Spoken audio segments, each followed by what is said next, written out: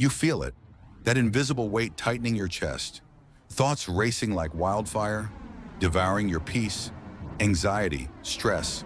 They creep in silently, uninvited guests feeding on your energy. But what if I told you there is an ancient weapon buried in time, forged in the fires of adversity, carried by emperors, warriors, and philosophers alike? A weapon not to destroy, but to endure. A path not to escape, but to transcend. We live in a world that praises speed, chaos, and the illusion of control. Yet within us, there's a storm. The mind, untrained, unguarded, becomes a battlefield. Anxiety thrives in the cracks of our unmet expectations. Stress multiplies under the illusion that we must master the external world before we master ourselves. But the Stoics, those quiet warriors of the ancient world, knew better. Marcus Aurelius, ruler of the most powerful empire on earth, wrote in the stillness of his tent, "You have power over your mind, not outside events. Realize this, and you will find strength." He wasn't writing for us. He was writing to himself, as a man besieged by war, betrayal, death, and yet still, calm, focused, free. At the heart of Stoicism lies a razor-sharp distinction between what is within our control and what is not. Our thoughts, our actions, our responses, ours. Everything else, the weather, the past, the future, the opinions of others, not ours. This simple dichotomy is not an escape. It is an anchor. We do not avoid the world. We stand within it, unshaken. Epictetus, born a slave, crippled yet unbroken, taught. It's not things that disturb us, but our judgments about them. Do you hear the fire in those words?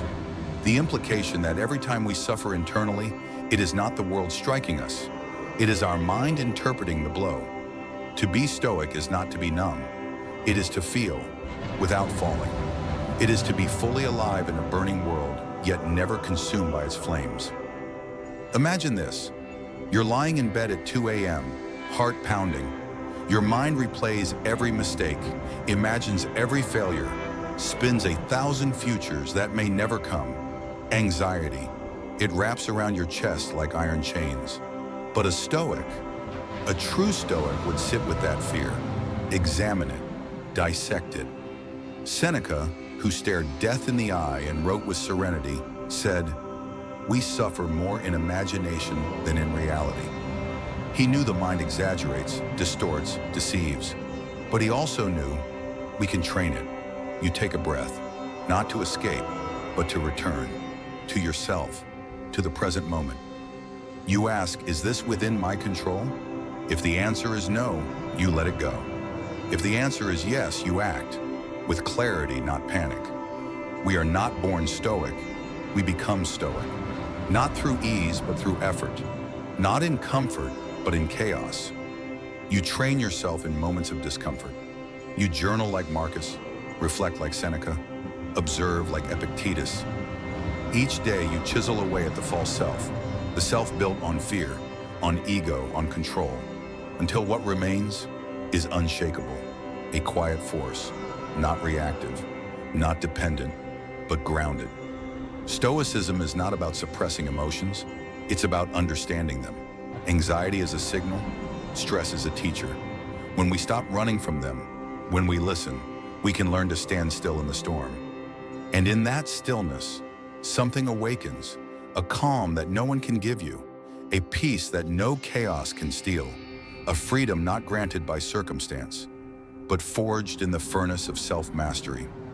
So when the world overwhelms you, remember this: you are not your thoughts, you are not your fear, you are the observer. You are the one who decides what they mean, and in that decision lies your power. The obstacle is the way, said Marcus. The stress, the anxiety, it's not your enemy, it's your path, your training ground, your chance to rise, not above life, but through it. We walk this path together, not as victims of fate, but as architects of resilience. This is Stoicism, and this is only the beginning. Subscribe for more Stoic wisdom. Together, let's build the unshakable self.